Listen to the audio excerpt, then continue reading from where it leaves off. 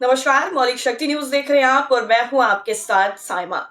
लगेगी आग तो आएंगे घर कई जद में, यहाँ पर सिर्फ हमारा मकान थोड़ी है। राहत इंदौरी साहब की ये लाइनें इस वक्त बिल्कुल फिट बैठ रही हैं इस वक्त के माहौल को लेकर, क्योंकि जब मस्जिदों के नीचे मंदिर ढूंढे जा रहे थे तो लोग खूब हंसकर मजे ले रहे थे, लेकिन अब मंदिरों पर ही बुलडोजर चलाकर सरकार ने लोगों को बोलने का मौका दे दिया है, जिसके बाद एक नई बहस छिड़ गई है और सवाल उठने लगा है कि क्या अब सबसे बड़े लोकतांत्रिक देश में अल्पसंख्यक होना गुनाह हो गया है। तो चलिए बिना देरी के पूरा माजरा आपको समझाते हैं कि आखिर ये मामला है क्या। दरअसल ये मामला महाराष्ट्र का है, जहां पर महाराष्ट्र के नासिक में हाल ही में एक दरगाह को गिराए जाने का मुस्लिम समुदाय के लोगों ने जोरदार विरोध किया था। इस दौरान हुई हिंसा में 3 दर्जन पुलिसकर्मी घायल हो गए थे। पुलिस ने सख्त एक्शन लेते हुए 30 से ज्यादा लोगों को गिरफ्तार भी किया था। दरगाह को गिराने की कार्रवाई नासिक नगर निगम की तरफ से की गई थी, लेकिन दरगाह को गिराने का मामला सुप्रीम कोर्ट जब पहुंचा तो नया मामला आ गया। दरअसल यहां पर जब तक कोर्ट ने नासिक नगर निगम की कार्रवाई पर रोक लगाई, तब तक दरगाह और उसके आसपास की कब्रों को नस्तनाबूद कर दिया जा चुका था। और ये दरगाह हजरत सात पीर सैयद बाबा की बताई जाती है और नासिक के काठे गली में है। मुस्लिम समुदाय का दावा है कि यह दशकों पुरानी दरगाह है। इसके साथ ही यहाँ पर 7 कब्रें भी हैं। इन कब्रों के बारे में कहा जाता है कि ये सूफी संतों की हैं, लेकिन नगर निगम का कहना है कि ये अतिक्रमण है और पूरी तरीके से अवैध है।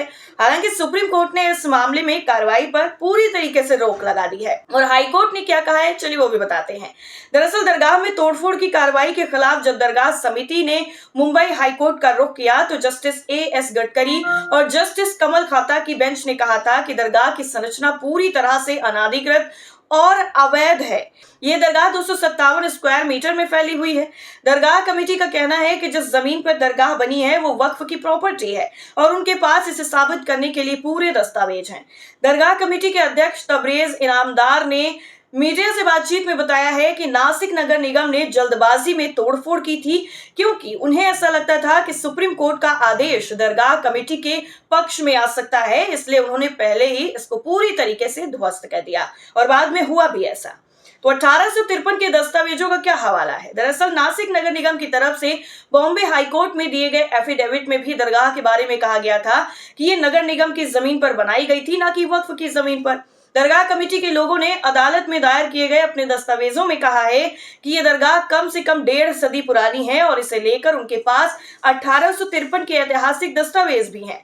दरगाह कमेटी के लोगों का यह भी कहना है कि यह मूल रूप से वक्फ की ही संपत्ति थी, लेकिन बाद में लेआउट तैयार करते समय एक डेवलपर ने नगर निगम के टाउन प्लानिंग विभाग के साथ मिलकर जानबूझकर दरगाह को एक खुली जगह में दिखा दिया।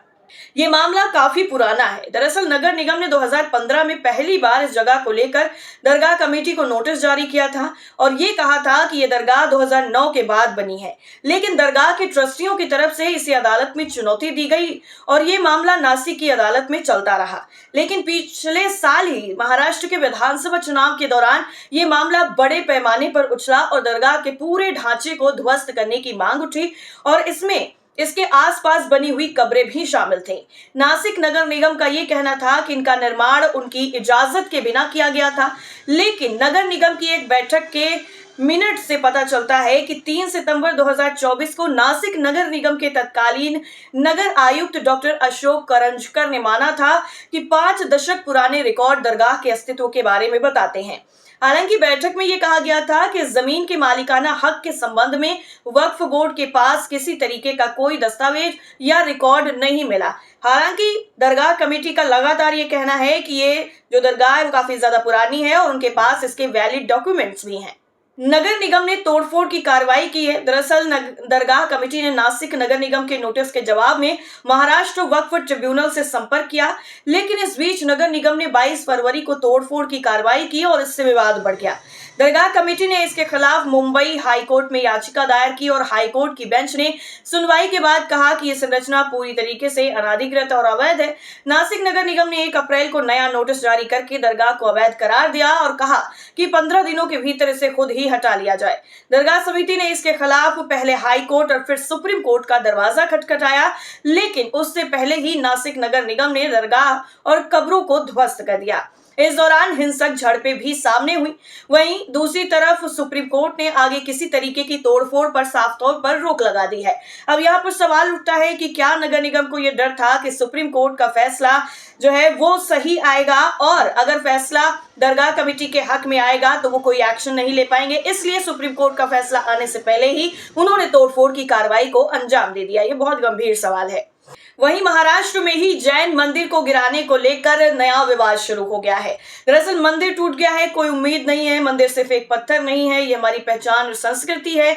हम शांत हैं, कमजोर नहीं, डर के नहीं, डट के खड़ा है पूरा समाज। इस तरीके के अलग अलग नारे और पोस्टर लेकर जैन समुदाय और हिंदू समुदाय के सदस्यों के साथ साथ राजनीतिक दलों से जुड़े हजारों लोगों ने मुंबई में 19 अप्रैल को मार्च निकाला। ये मार्च मुंबई के विले पार्ले में मौजूद पार्श्वनाथ दिगंबर जैन मंदिर परिसर में महानगर पालिका की कार्रवाई के विरोध में निकाला गया।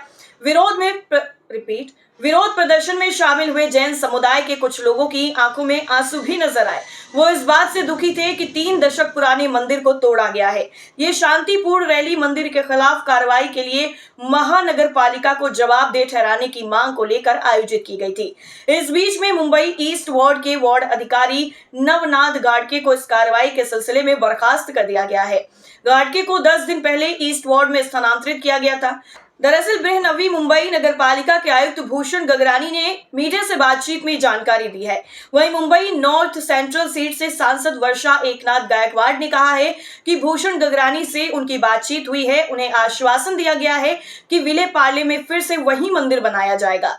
अब ये पूरा विवाद कहां से शुरू हुआ था, चलिए आपको विस्तार से बताते हैं। दरअसल विले पार्ले ईस्ट इलाके में नेमिनाथ सहकारी आवास भवन के बगल में ही कांबलीवाड़ी इलाके में 32 साल पुराना जैन मंदिर था। मुंबई महानगर पालिका के निर्माण दल ने 16 अप्रैल को इस मंदिर पर कार्रवाई करते हुए इस पर बुलडोजर चला दिया था। मंदिर का मामला कोर्ट में लंबित रहने के दौरान ही मुंबई नगर निगम ने पुलिस कर्मियों के पहरे में पूरे मंदिर को ध्वस्त कर दिया। इसके बाद जैन लोगों के साथ साथ हिंदू समुदाय के लोगों और राजनीतिक दलों के प्रतिनिधियों और कार्यकर्ताओं ने इस कार्रवाई के विरोध में जैन समाज और विश्व हिंदू परिषद के नेतृत्व में मुंबई के विले पार्ले ईस्ट में नगर निगम वार्ड कार्यालय तक शांतिपूर्ण तरीके से मार्च निकाला।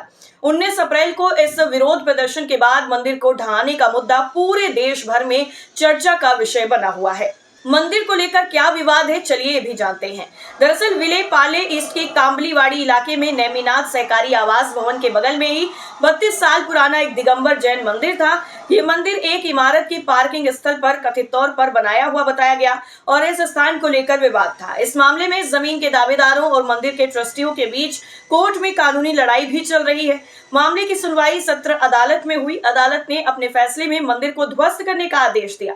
हाईकोर्ट ने मुंबई महानगर पालिका को 4 बार मंदिर को ध्वस्त करने का आदेश दिया था। अदालत ने कहा कि अगर 5वीं बार भी कोर्ट के आदेश का पालन नहीं किया गया तो नगर निगम अधिकारियों के खिलाफ अवमानना की कार्रवाई की जाएगी। मंदिर के खिलाफ इस कार्रवाई के बाद जैन समुदाय के हजारों लोग अपना विरोध जताने के लिए मुंबई की सड़कों पर उतर आए। जैन समाज ने इसके लिए जिम्मेदार नगर निगम अधिकारी को तत्काल निलंबित करने की मांग की है। साथ ही ये भी मांग की है कि नगर निगम को तत्काल अपने खर्च पर नया मंदिर बनवाना चाहिए। इसके साथ ही ये भी मांग की गई है कि नगर निगम इस घटना के लिए सार्वजनिक रूप से माफी भी मांगे। अब जिस तरीके से ये मांग जैन समुदाय की तरफ से की जा रही है मंदिर को लेकर, वहीं दूसरी तरफ जो दरगाह को गिराया गया है उस पर भी कई तरीके के सवाल उठ रहे हैं और सुप्रीम कोर्ट की तरफ से रोक लगने के बाद अब आगे क्या कुछ होता है ये देखना दोनों मामलों में काफी ज्यादा अहम होगा। वैसे आपका क्या मानना है इस पूरी खबर को लेकर, कॉमेंट करके जरूर बताइए। फिलहाल के लिए इतना ही, नमस्कार।